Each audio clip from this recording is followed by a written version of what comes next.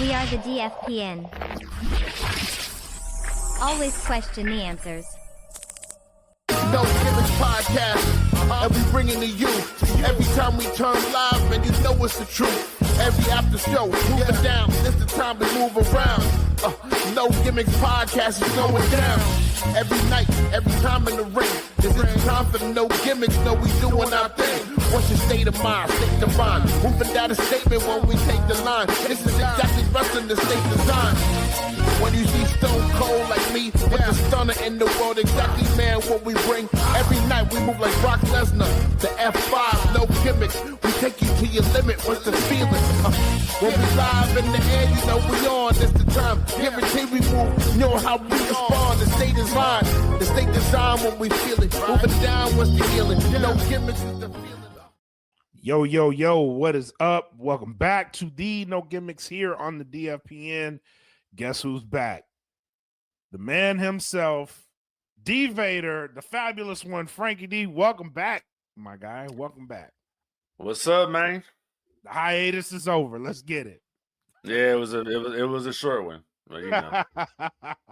So, nah, but it's good to be back on the platform, bro. Like, so much stuff is happening that we're gonna talk about.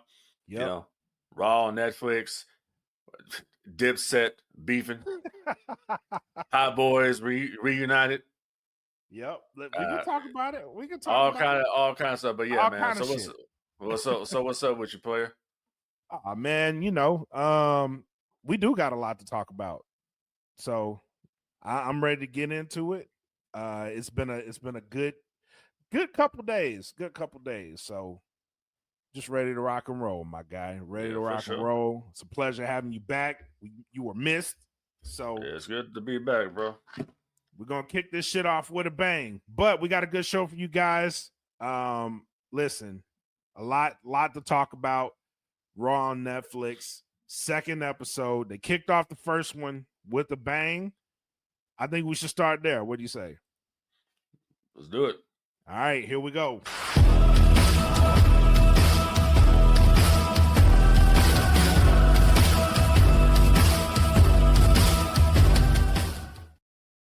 All right.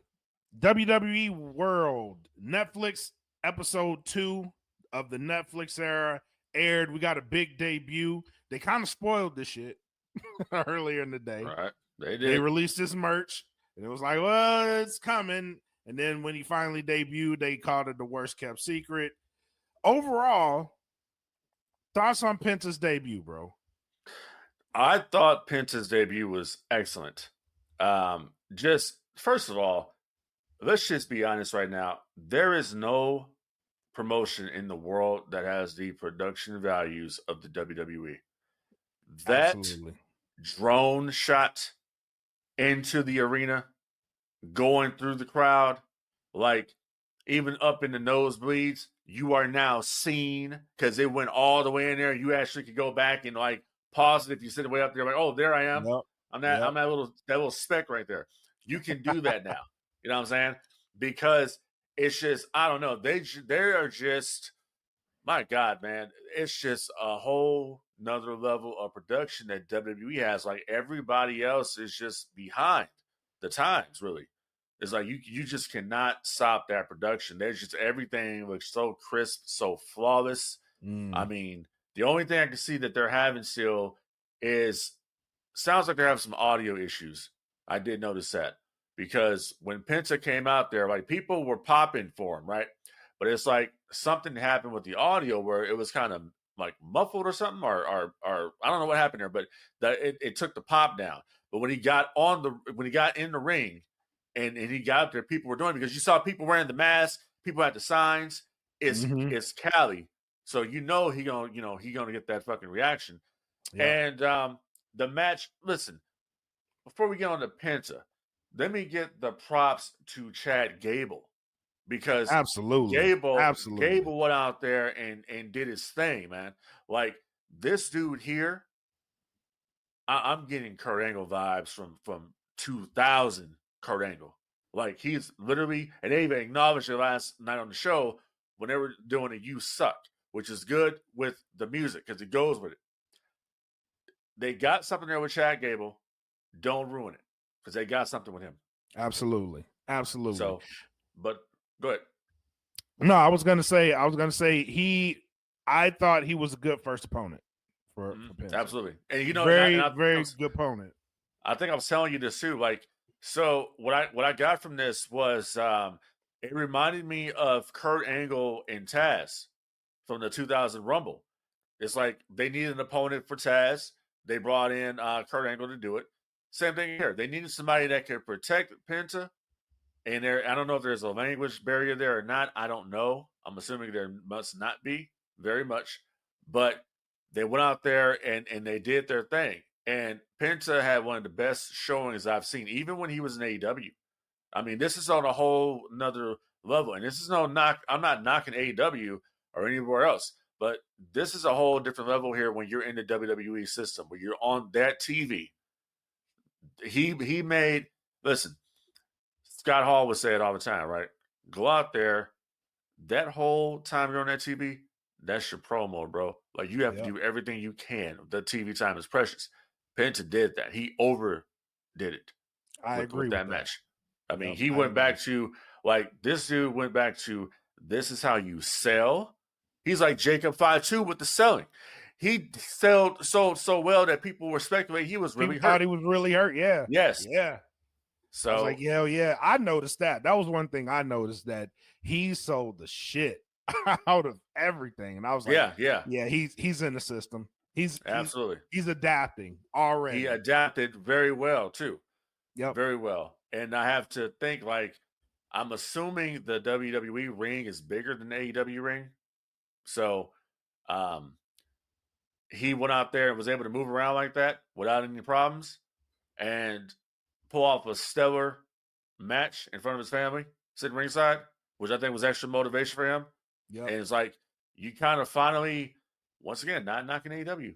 This is not a knock. But when you're in the business and you're out there performing and you're going from town to town, promotion, you finally make it to the big time, as Michael Cole says. You finally made it to WWE. It's a big deal. It's a big deal. So you're going to want to put on the best you can, best version. The only thing I think that I don't like, and I think I mentioned this to you before on Messenger, I don't like his music. Me neither. I prefer his AEW music, honestly. Yep. So I agree with that too, because I was like, because you're expecting something similar to what he had with AEW, because up to this point, most of everybody's music's been kind of similar. People who migrated from AEW to WWE, it's been in that ballpark. His was complete left field, and it just caught me off guard. Yeah, no, it's like, and that's the whole different, like, whole ball of wax there, because Def Rebel, they just put out shit music, and they've been doing it. You know what I'm saying? So it's kind of like with the Rumble coming up, it's like, okay, let's see what they do with the Rumble this year, because last year people were coming out, we didn't know who the hell they were, because everybody's music was the same. That is true. I don't know. Like, who the hell is this? It's like I look at Tama Tonga's music, and it's like, okay, listen to Tama Tonga's music, and then listen to Guerrilla Tactics. You know what I'm saying? Like, come on, man. Like, two different worlds, man. Two different worlds. Yep. But on the Penta, I would say it's going to be a 10 out of 10 for me on his debut. I gave him a 9.5 because, and it was really because of the music. Like, I was like, not really a fan of the music, but everything else, even the promo after, was stellar. Like, if you want to debut and have it mean something, Penta should be the example of how you make a meaningful debut. Especially, and you spoke about the language barrier earlier. His promo, half in Spanish, didn't really give a shit, because you could tell on his face, like, he was just, the moment meant something to him. And I was like, I don't know, I can understand half of what he's saying. I'm brushing up on my Spanish. I can understand a little bit of what he's saying, and I know you could tell, like, it means something to him. You know what I mean? Oh, yeah, and that's what it was. Like, it's genuine emotion to be out there. Yeah, like, we know it's a work and all that, and WWE made it very clear that on that video. Like, this, work, shoot, heel, face. Like, they completely put the curtain back, and I'm like, okay, that's cool. Like the Triple H even said it, man. He's like, people aren't stupid. Right. Like, we're not gonna insult your intelligence. They know what it is. So I like that. I like that. I like that too. The old gatekeeping shit is like, you know what I'm saying? Like, yeah, it is what it is. But yeah, with Penta, I'm gonna give it a 10 out of 10 simply because even though the music I didn't like it, other aspects of the presentation I liked. I liked the entrance. Didn't like the music. I like the entrance. Yes. I like, and the most important part was I liked the match because it was essentially, dude. It took me back to Nitro. You're right. It took me back to a Nitro banger before there was the word banger in the business, because that's all you would see when you watch Nitro, and you'd have wrestlers out there like the Guerreros, the Benoits, Malinkos, Jerichos, Juventud Guerreras, Psychosis, La Parkas, El Dandies, Silver Kings, Rey Mysterio. Right. You know what I mean? Billy Kidmans. They were constantly putting on bangers. Yeah. So and that's what you got here. Speaking of that, he reminded me a lot the way he moved last night of La Parka. Even with the get up that he had on, and people said it was him paying tribute to La Parka with this gear. But even the way he moved when he came out, I was like, oh yeah, man, he's reminding me a lot of La Parka. In the ring, he moved a lot like a La Parka would move. And again, I can't say enough good things about it. It was a great debut. I'm actually really happy for him because that was a good debut. Yeah, absolutely. But speaking of debuts, and he's the latest in the line of people on the move. We know we looking at Ray Phoenix, but question for you: where do you think right now in the business, where's the grass the greenest?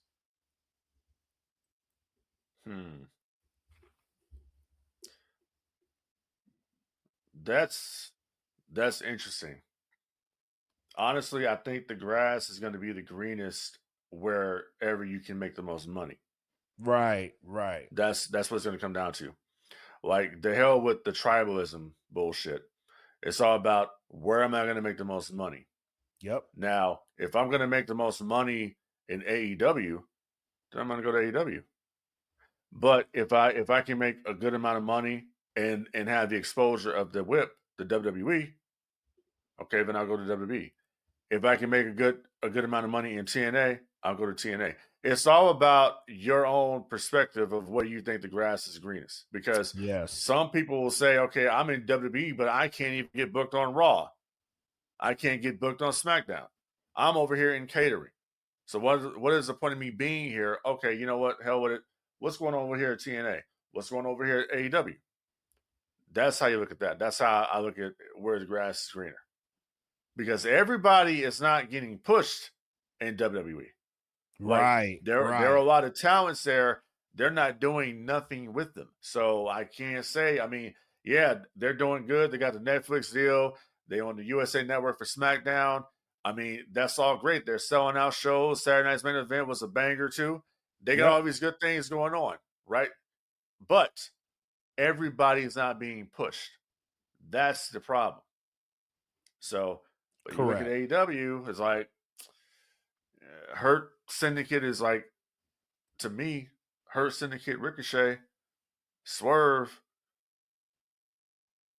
Those are the only things I really care about on that show. You know what? I'll go as far as saying Will Ospreay. Oh yeah, I like Will Ospreay and what he's doing. Yeah, but again, he's the latest in the line. The Hurt Syndicate, them making that move from WWE to AEW, more exposure for them. I like it. Swerve, arguably one of the biggest stars of 2024, right? Yep. Caught him on the move. Mercedes Moné, but she seems like she's enjoying herself. You know what I'm saying? So there are moves made from both sides to where people didn't lose a lot. Some gained more than others. In the case of Swerve, Cody gained a lot on his end, and a string of people, CM Punk, He's in a better situation. A lot of people, Jay Cargill's in. You can argue there. That's a iffy middle ground person, right? But still, the exposure has helped a lot of people on both sides. So, and even in TNA, you get look at guys like Nick Nemeth carrying the company through their first year back as TNA. The houses are going up during his run. People are becoming more stars. You got that whole relationship with WWE and making more stars out of people like Jordan Grace. You know what I'm saying? Who's probably going to pop up in the Royal Rumble. We don't know that. We haven't heard that, but the rumors are afoot. But even then, like, the business itself is creating so many opportunities for people. So that's why I asked the question, where is the grass actually the greenest at? Because people are moving around. People are flourishing. It's where you make the most money and where you get the best exposure. That's where the grass is greenest.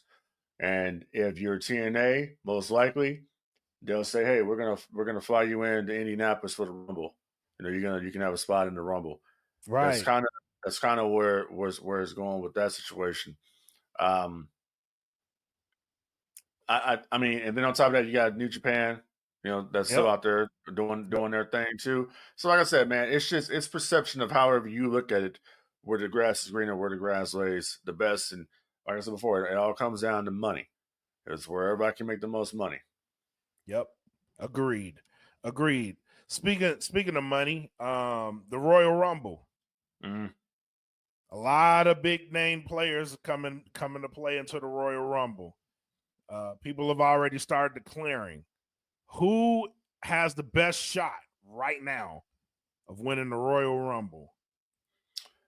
Now, let me tell you this. Now, I might get some heat for this, maybe not. But this Rumble right now is looking like the 92. Ooh, that's a bold. It's looking like the 92. That's a bold statement. Yeah, because look at the amount of star power that you have in this Royal Rumble match. Nah, you're right. You're right. You got the Punks. You got the Rollins. You got McIntyres. You got the Jey Usos. You got the Jimmy Usos. You got the Tama Tongas. You're going to have the Jacob Fatus. You're going to have Solo in there. Roman Reigns is going to be in there. You got Sami Zayn in there. Kevin Owens most likely will be there. Or is he facing Cody? No, he probably faced Cody, right? Cody, yeah. I think they're going to wrestle. Okay. Yeah. So just remove Kevin Owens and look at all the people I just mentioned. Now go back to that 92 Rumble. Yeah, that's crazy. Hogan. That's crazy. Justice, Piper, Bossman, DiBiase, Bulldog, Flair, Savage, IRS. That is, that's crazy. They're mimicking each other. Of course, the bigger stars were in the 92 Rumble. You know, it's it's all Hall of Famer. Yeah, 92 Rumble will always be the best. But here in 2025, it's stacked. And it's like, yeah, most definitely. It's like, where do you go with this? Because you want to see Punk win it. But Seth Rollins has a case of winning it too. So does McIntyre. Yeah. So does Roman. Yep. So does Cena. I forgot about Cena. Yeah, Cena's in it. Cena cut that promo, and I was 88% sure that motherfucker was gonna win the Rumble. Now after Monday, I'm like, dude, I have no idea. I don't know. Something tells me though this all leads to CM Punk. If so. He wants, the favor that he talked about. Yep. Okay. I think the favor that he's talking about is Paul Heyman as his manager. I think that's what he's talking about. Is it for one match or permanently? See, I don't know. Because remember, we have the Rumble, but we're forgetting something. The Elimination Chamber. Oh yeah, because that's the second chance for people who didn't win the Rumble. And the championships could change hands in the Oh, chamber. you're right. You're right. So everybody's focusing on the Rumble. I'm focusing on the chamber because You are right. I'm kind of wondering if whoever doesn't win it at the chamber could win it at the Rumble. Or excuse me, whoever doesn't win at the Rumble could win at the chamber. You could literally have CM Punk win the Rumble, Cash in that favor, and Roman Reigns wins the championship at the chamber, and then them two go at it at WrestleMania. I wouldn't mind that. Although, in my heart of hearts, so there's another theory floating around that there could be a 31st entrant. Oh, I've heard that. It could be The Rock. It could be The Rock. I don't really like that theory because I don't like the fact that he break the Rumble tradition and insert himself, although he absolutely could. Okay, so let me get this to you right quick, bro. Let me get this to you right quick. All right. So, you guys remember history lesson. We did at one time have a 40-man Royal Rumble match. We did. So it's not out of the realm of possibilities that someone who calls himself the final boss could come out there and spoil the whole damn thing. That and is be true. Entry number 31 and go to WrestleMania. He could do it. The only problem I have with this now is that Rock essentially killed off the final boss when he came back on Netflix. Like, the follow-up to this was terrible. And I know, and he took some heat for that shit. The Rock reads social media. He reads the internet to see what people's talking about. Yeah, he does. People called him out on that shit. All that stuff he did out there, backstage drinking tequila with Cody, all these different things. Like, this was a horrible follow-up to what are we doing? You came out in October at Bad Blood and you walked off. Okay. Did that mean nothing? Because I'm like, it meant nothing. I have thoughts on that. I think it meant something. I don't think it was meant for The Rock. I mean, for Cody. Sorry. I don't think it was meant for Cody. I think it was meant for Roman. Well, there's another speculation out there, real quick. Go ahead. Somebody did something. So Roman says that he wants to go out there on the 27th and have them, have them acknowledge him. And it was something to do with the number 7, the 27th, and Rock says he's always 20 steps ahead.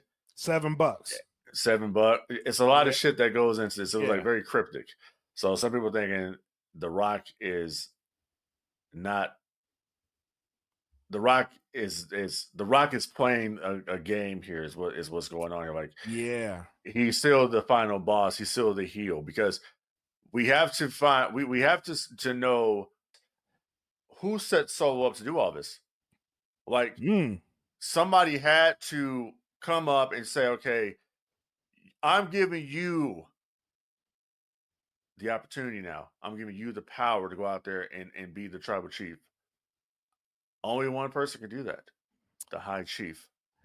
And notice that first Netflix show back is the very first time on any public airing of WWE television they acknowledged that The Rock is indeed the High Chief. Yeah, we only saw it on that family. We only saw it on the graphic. Vegas. Yep. But this is the first time they actually acknowledged it. Put it in there.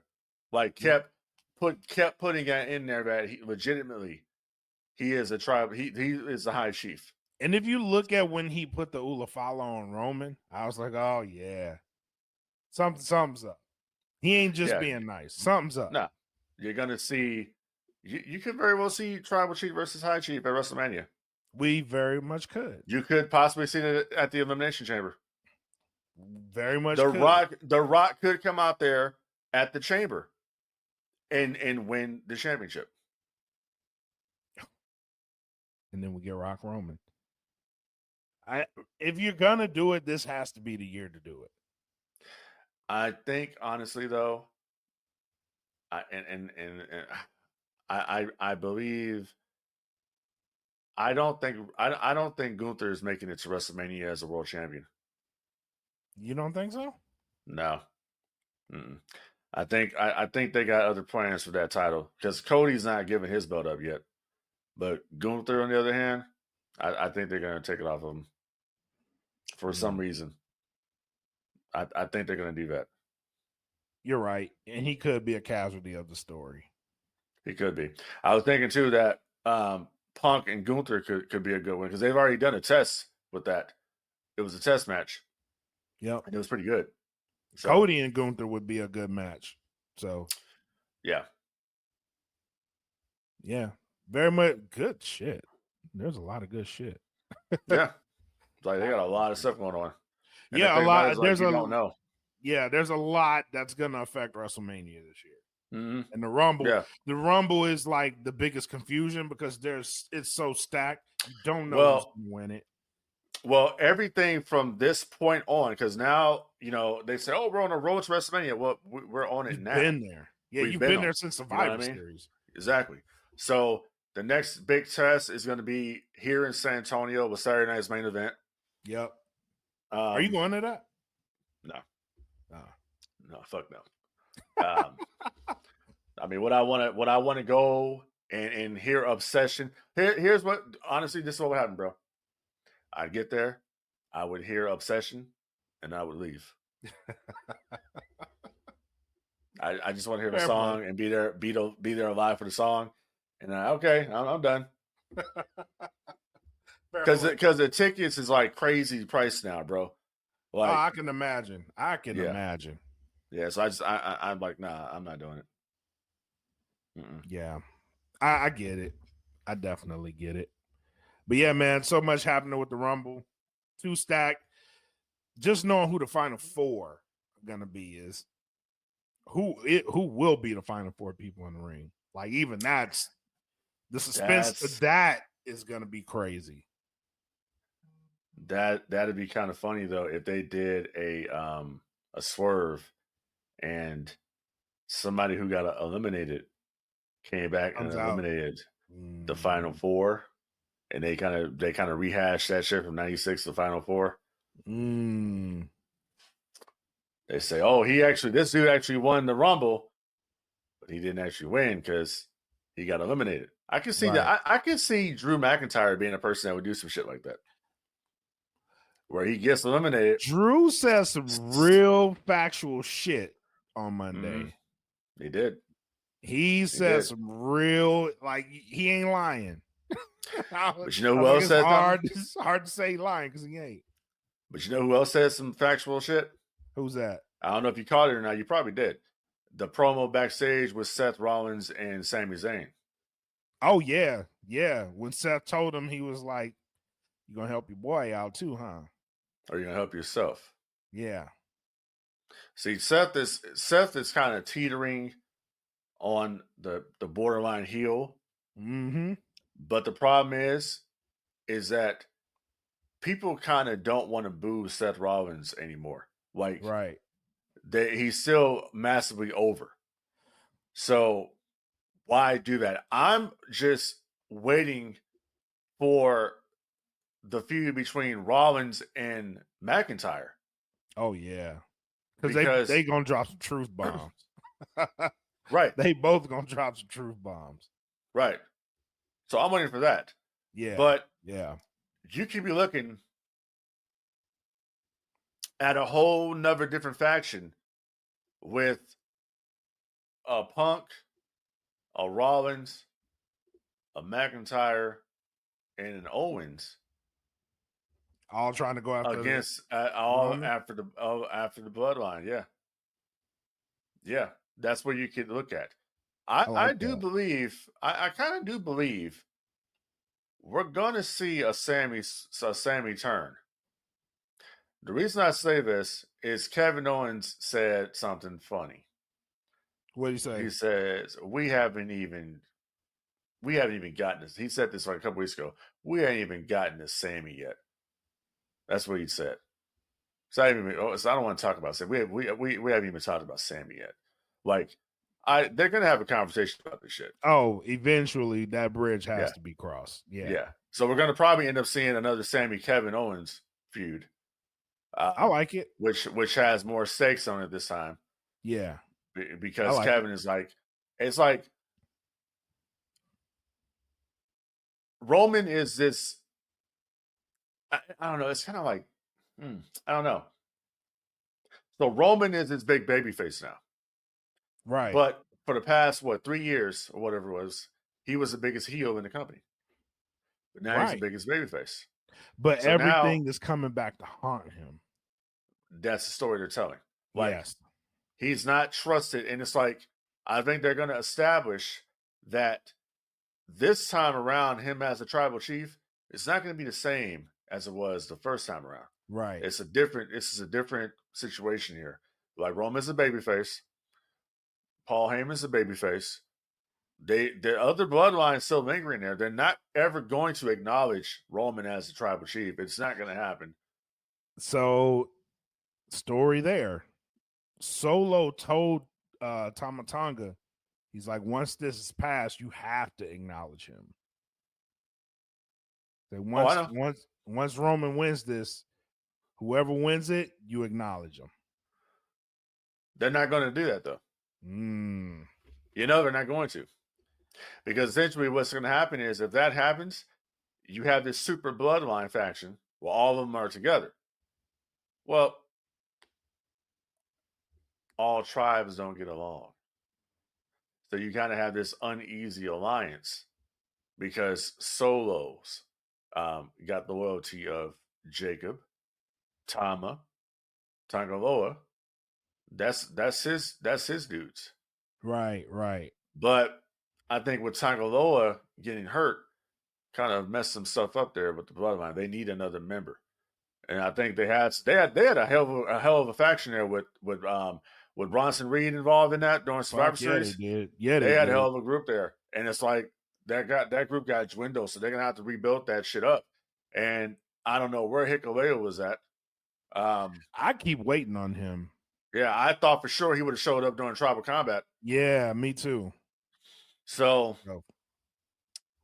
I think we may see The Rock out there for this coronation, acknowledgement ceremony. I think whatever's gonna happen is gonna happen on that Raw on the 27th. That's where it's gonna go down. Yeah. So whatever this is, I think all the shit's gonna be revealed. The Rock is the one who set up Solo. They're gonna take the Ulafala from Roman. Watch. That's what's gonna happen. I think so. They're gonna take it from him.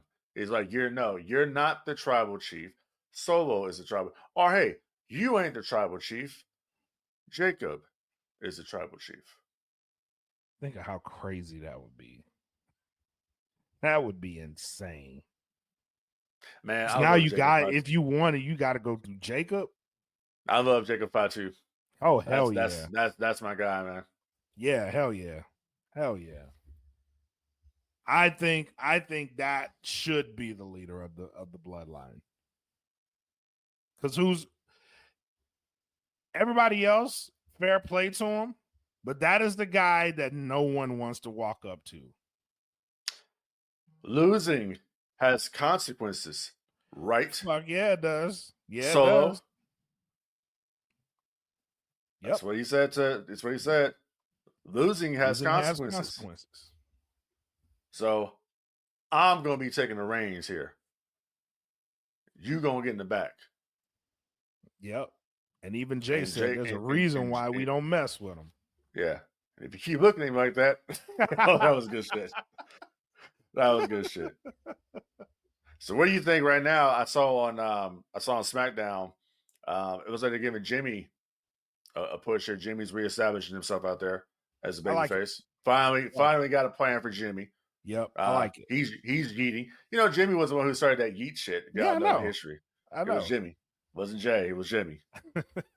I know. So, but they got him out there feuding right now with what's his name is dude who was in NXT. What's his name? Shit. You know what I'm talking about. Black dude. Carmelo Hayes. Yeah, Carmelo Hayes. Yep. Yeah. They got them kind of doing something. So I like it because it's something for both of them. yeah.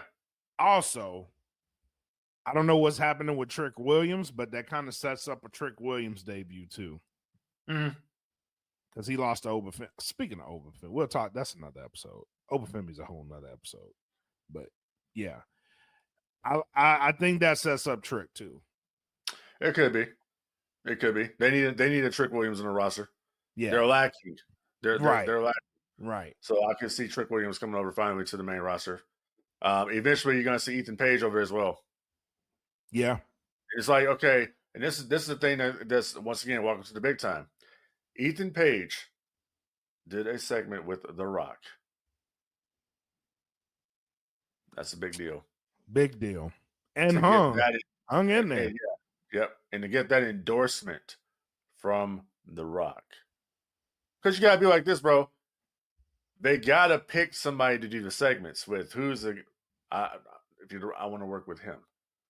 Yep. We'll do the same. Who's a good talker? Ethan Page. Yep. Who's a good talker in AEW? Ethan Page. Yep.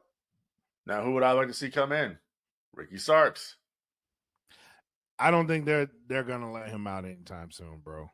I honestly don't. Oh, terrible. I honestly don't. I wish they would. What? There's a couple people, and I think AEW would be better off just releasing people like that. Just let them go, bro. You already seen it with Penta. Just let Ray Phoenix out of his contract. You can't do what they just did with Penta. What they did on Monday makes everything he did in AEW obsolete. Not knocking. Obsolete. Not knocking.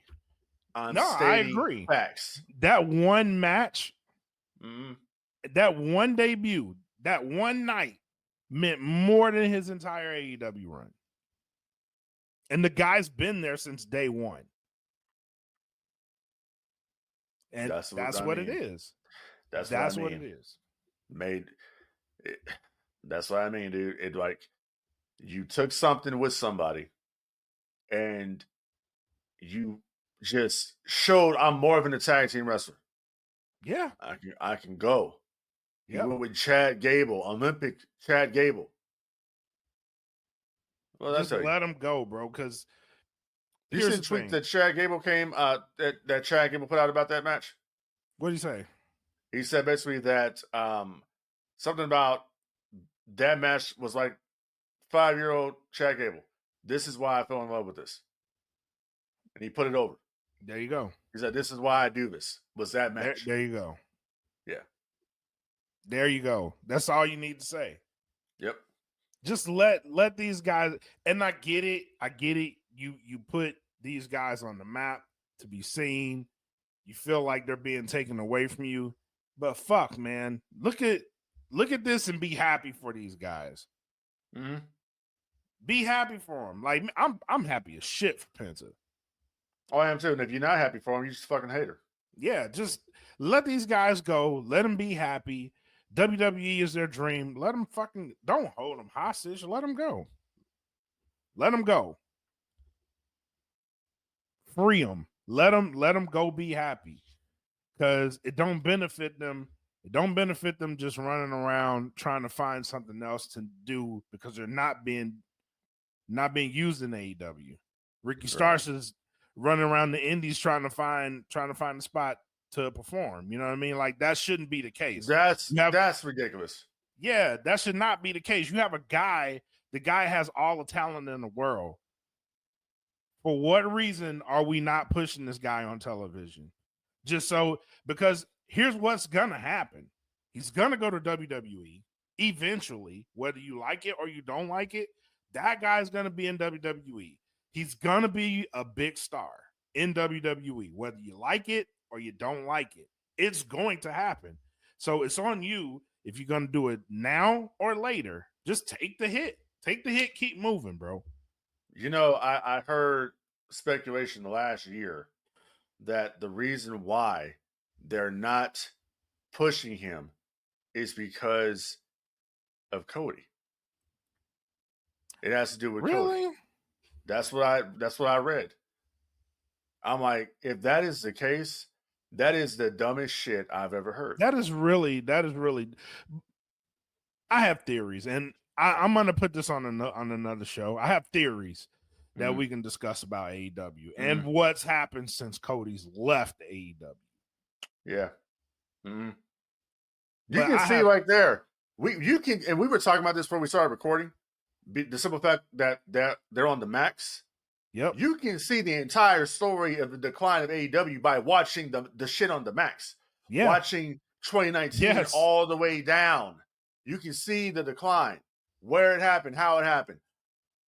We can take a deep dive into this shit. Yeah. That's an episode, bro.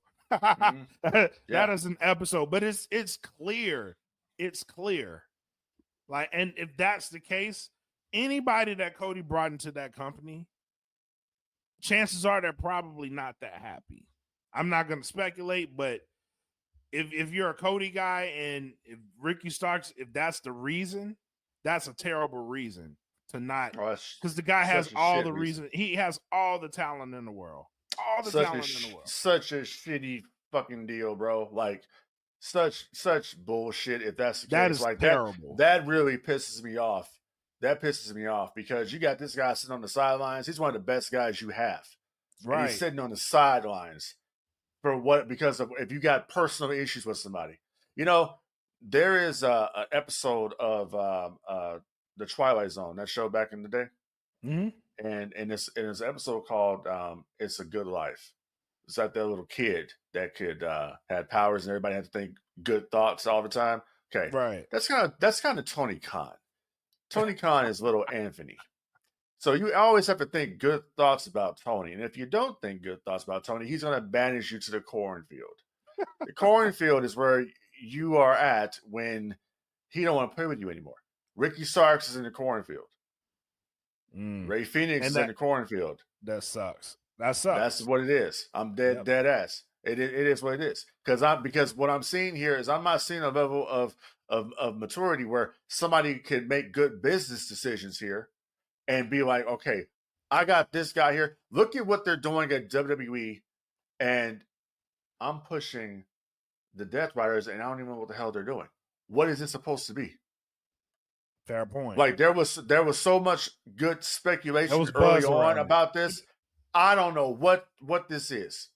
But that's the thing with AEW. That's the thing with AEW. Real quick, Mac asked the question. You guys think it would be better for AEW to stop trying to be competition and accept the role of a WWE developmental league? I don't even think they're that, bro. And the thing with AEW is when it started out, it was really meant to be the alternative. That's what it was supposed to be, the alternative to WWE. The thing that happened, and we talked about this before the show, the worst thing that happened to AEW was Vince McMahon leaving WWE. Yeah, it's once that creative got better, it didn't matter anymore. It really didn't matter. And now what WWE was supposed to be, they're making new stars. They're investing more in the stories. They're telling good stories. The creative's good. And oh, by the way, you have people over in AEW that you look at, you identify they have the talent, you get them, you bring them in. That formula has been around forever. It's been, you could look at WWE's track record. They are excellent at that shit. They are excellent at identifying people from opposing companies and bringing them in and making them big stars. It is what it is on that front. And the thing with AEW, and Bully Ray said this on Busted Open, the thing with AEW is no one there has the experience to build a star, to make someone a star, to tell a story about a person and make the crowd care about them.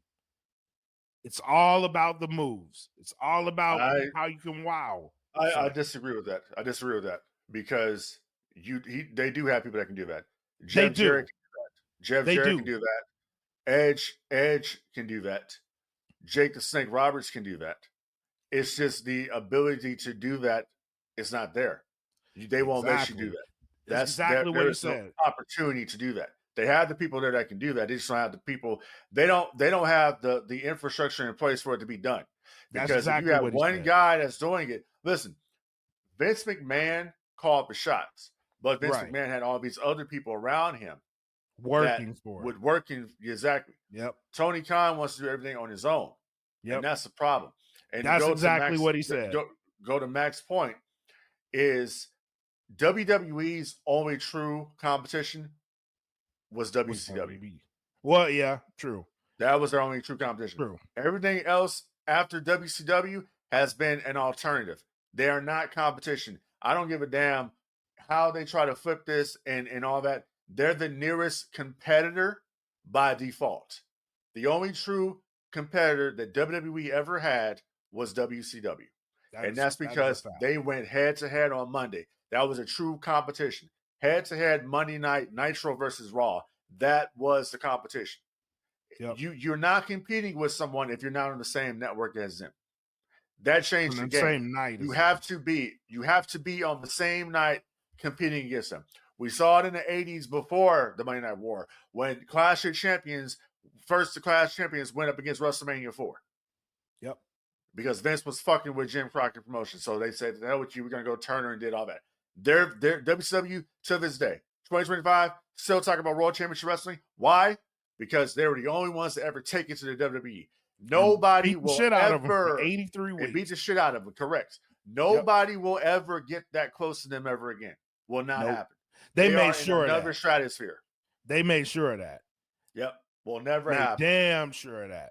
And that's why I don't look at AEW as competition. I look at them just like I look at TNA. They're the alternative. Right. And that's why I said that's what they were supposed to be. AEW when AEW started, it was clear. They wanted to make it clear that they were not trying to be the competition. They were trying to be the alternative. Right. Where that changed, where that mindset for them changed, I have no idea. But it's fan shit. Yeah. And what it did was separate the fan base. But, well, that's the whole point. That's what I'm making. Yeah. It wasn't anything. I don't think it was anything in AEW that did it. It was the fans. Yes, you're right. It was a tribalism. It was the WWE fans versus AEW fans. Yep. That's what it was. So they started this whole thing, the Wednesday Night War. No one ever called it the Wednesday Night War. The fans called it that. And then I went to Tony Khan, and Tony Khan started calling it. It was the fans that started all this bullshit. Yep. See the same thing today, and see the same thing today with Star Wars. You got Disney Star Wars versus Star Wars. Same thing. Yep. You got old school hip hop versus new school. Same thing. Same thing. Tribalism is a bitch. Very much so. But and that's what I try to harp back to is the wrestling fan base ain't big. Oh fuck no. It's not big. You don't need Netflix the tribalism. Right. That Netflix number exposed how small the number. Yeah. People can say what they want to. The wrestling that rating on Netflix exposed the shit out of how small the business is. Yep. If they thought they were going to get some gangbuster number, we know this business has fallen off since the Monday Night Wars, bro. Yep, it shrunk. Yeah. That number would have been a low number. Would have been considered a low number back then. Mm-hmm. With way less exposure. More people tuned in back then. And that's why I said it's a good number, but it's no number to really gloat off of because you're right. It exposed exactly what the wrestling fan base is. It is not a big fan base. You just basically that combined number is like what I think they were doing, and I would have to go back and check the ratings numbers. They're doing the numbers they were doing in like the mid 2000s is what that is. Yeah, that's all that is. The business hasn't grown, no matter how many times you're selling out because the ticket prices. That's why that's what it is. The ticket prices are crazy to the point where I don't want to spend my money for that. It's like I could spend $300-$400 on a bullshit ticket that usually is like $70-$80, it's now $200 or $300. I could do that. Yep. Or I could go buy some Vader shit for my costume, or I can go buy some more. I'm gonna choose that. I could do much more of the shit Correct. than buy this ticket. Yeah, because that's one night I can watch shit on TV, watch it on Right. Peacock. Right. I can go to way more other shit than spend this on one fucking night. Fuck that. That is the average fan. Yep. So, yeah, it's a financially way better, but that's why it's because everything costs way more. But yep, the business itself, the fans, it's not grown. Yeah, and they're just gouging the prices. They're gouging the prices of this shit is what they're doing. Yeah, TKO Agreed. Endeavor made it very clear that they were going to maximize profits, and we have no house shows at all. Nope, none. So, but yeah, But before we get out of here, let's go one more topic. I did want to dive into this one. Let's jump into some TNA stuff really quick because I do want to plug the show coming up on this Sunday here in Dallas. Okay, so let's jump into TNA.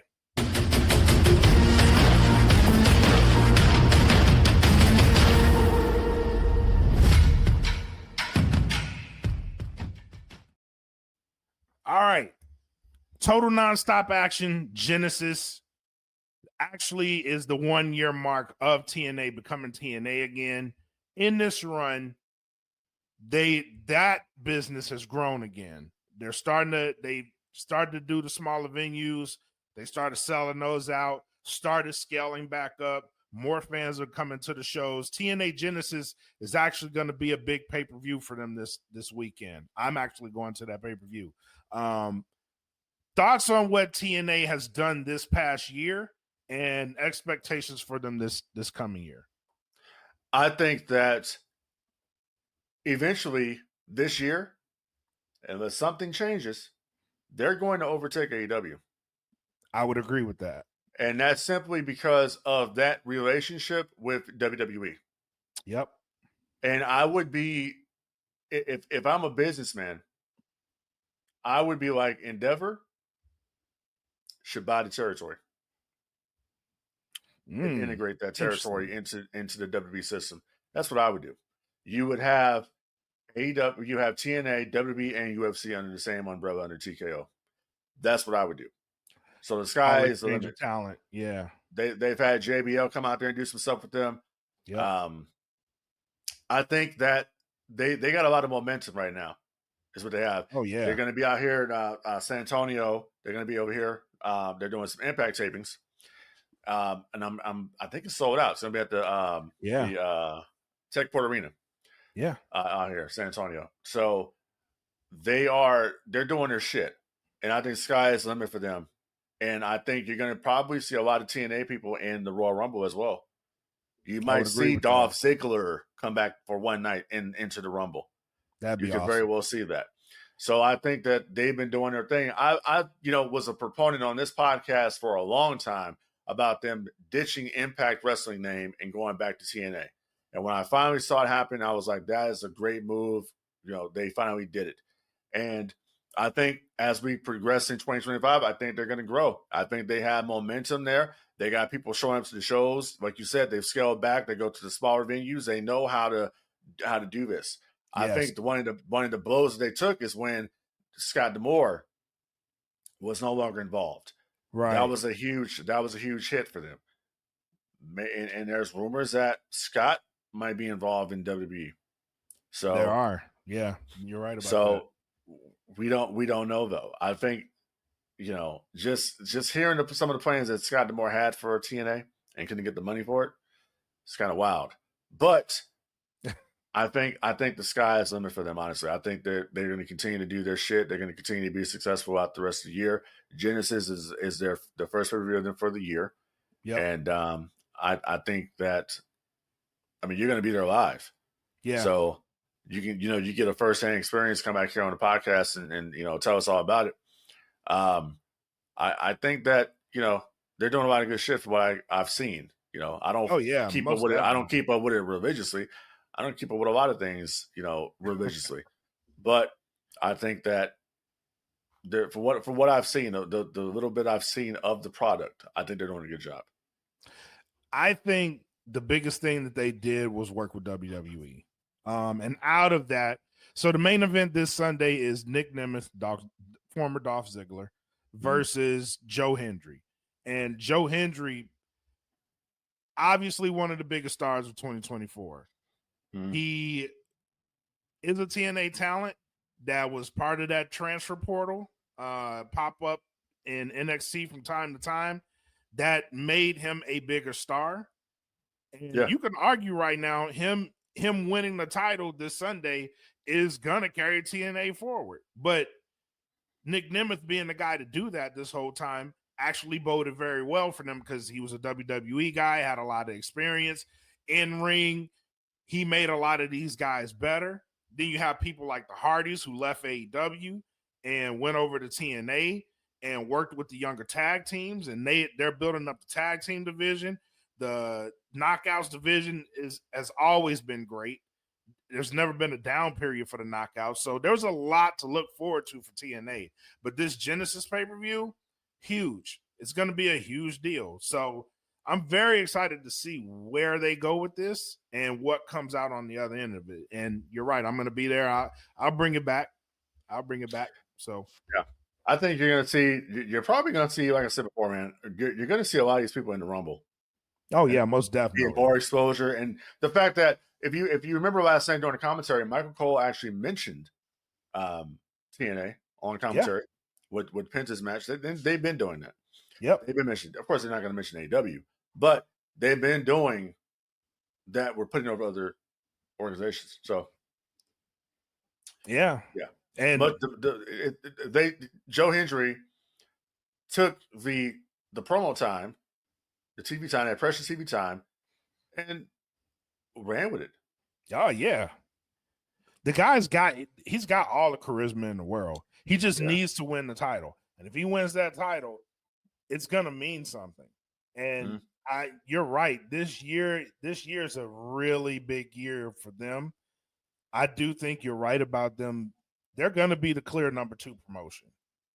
Just based off the trajectory of what they're doing, I think they will be a clear number 2 promotion by the end of the year. Well, I'll tell you what. I remember when people said a while ago, well, not a while ago. Fuck am I talking about? This is years ago. People said that ECW took over as number 2 behind WCW. That never happened. That never happened. No. But this situation here, let's see where we're at by the end of the year. Let's see where we're at. It's interesting. They're doing a lot, and even with the loss of Scott D'Amore, they're doing a lot of things right. The exposure that they're getting, and the biggest part of it is that they're capitalizing on their exposure. It's all, like I was saying earlier, man. Scott Hall said it best. That's a giant commercial. Yep. That TV time, that's a giant commercial.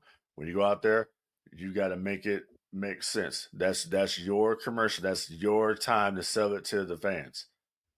Penta and Chad Gable knew what the agenda was, and they sold it. Roman and Solo knew what the agenda was, and they sold it. That's how it goes, man. You got the pros, you got everybody else. Yep. I agree with that. And with that, let's take them to final shots and thoughts. What you got, my brother? So as we've talked about privately, tinkering with the idea here in 2025, as we continue to grow the DFPN network, was tinkering with the idea of doing a new podcast. And this podcast essentially is talking about cosplay. People don't know, or you do know, or now you're gonna know. I cosplay as Darth Vader. So I go as, Frank Dee Vader. I cosplay as Darth Vader. And I recently submitted to join the 501st Legion. So that's awesome. Yeah. So I kind of want to start a podcast where kind of focus on that. Talk to different cosplayers. Talk about what it takes to be in the 501st. Or talk about what it takes to put together a costume, a build. Because I got several things I'm working on. I got Vaders, but there's different Vaders. I saw There's your Kylo Vader. Ren. That Yeah, was I got a bunch of helmets. Yeah, so I'm building those. So, eventually I'm going to be starting up the Kylo Ren process for 501st, which will be later in the year. But there's so many different ones. So I'm kind of looking at that. Start up something different where we talk about cosplaying and doing some of these conventions. Go out there and cosplay some of these conventions, talk to fellow cosplayers, like just to bring that into the fold, because it's a market that no one's really talking about. Love it. And there's a lot of cosplayers. Like there's a lot of people out there that cosplay. I mean, I remember when Mac and Jen, Jen, they went out there and did their thing. So it's a market that no one's talking about, and I think it would be a good addition to the network. So 2025, Frank Dee, Vader, we're gonna be doing some shit here on the DFPN. We listen. Had to take a little hiatus. Life gets in the way, but now Frank Dee is back in the fold, and we're gonna do our shit, and we're gonna do it the best that we can on DFPN, like we always do, 100% real, 100% all the time, and that's the entire network. That's what we do. You know what I mean? Yep. Love it, bro. I love it. Yeah. Absolutely love it. So on this front, on the network front, we also don't forget, we have new YouTube channels out. Smoke Pit just launched their YouTube channel. I say our YouTube channel. Yeah,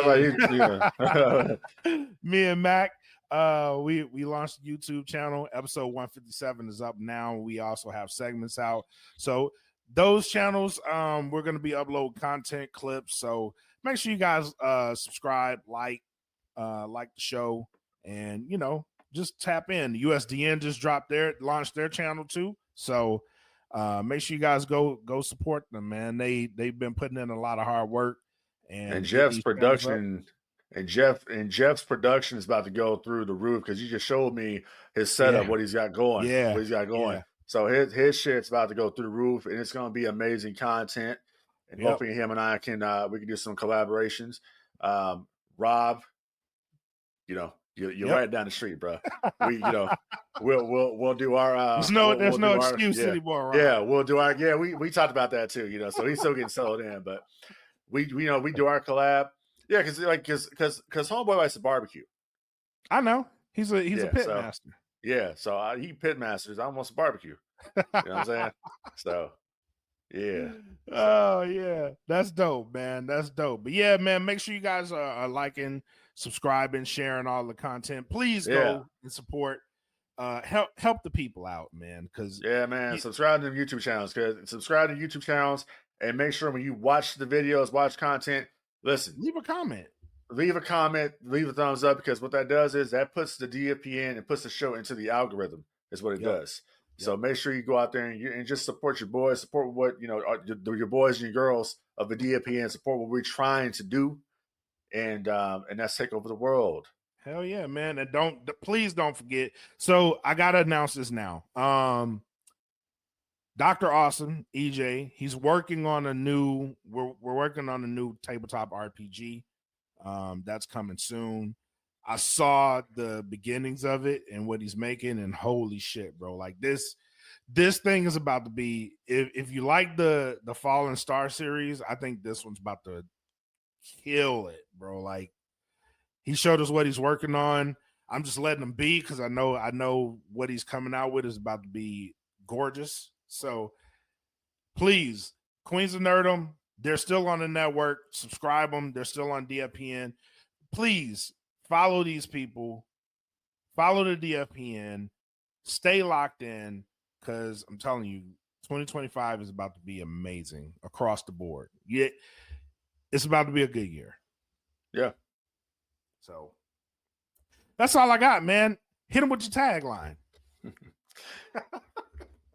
I fucked it up last week. I ain't gonna lie. Yeah, well, you know what? Here's the thing. it's cold outside for a pimp. You know what I mean? All right. Yep. So always remember, people, help control the pet population. Have your pets spayed or neutered. And it's very cold in Texas. It's about to get cold in a couple of days. They're talking about snow here in San Antonio on Monday. Oh shit! Really? Yeah. So we'll see if that happens or not. But people, let's try to control the population. Try to get something. We have so many strays out here. It's like crazy. Stray dogs, stray cats that people just dump like a fuck nut. You just dump the animal. Like, come on, bro. You know what I mean? So that's what I'm saying all the time. I took the Bob Barker tagline, and I genuinely mean this. Control the pet population. Have your pet spayed or neutered. But it's like, let's work on this together. You feel me? Yep. You know what I'm saying? So other than that, I got nothing else. Long live the empire. May the force be with you guys. Yeah, exactly. All right, man. That's going to do it for us here on No Gimmicks on the DFPN. Tune in next time. Until then, have fun. Enjoy what you want to enjoy. And peace. And I know it's all business, all business, all business. We give them no gimmick. Yeah. And I know it's all business, all business, all business. We give them no gimmick. Yeah. And I know it's all business, all business, all business. We give them no gimmicks, gimmicks.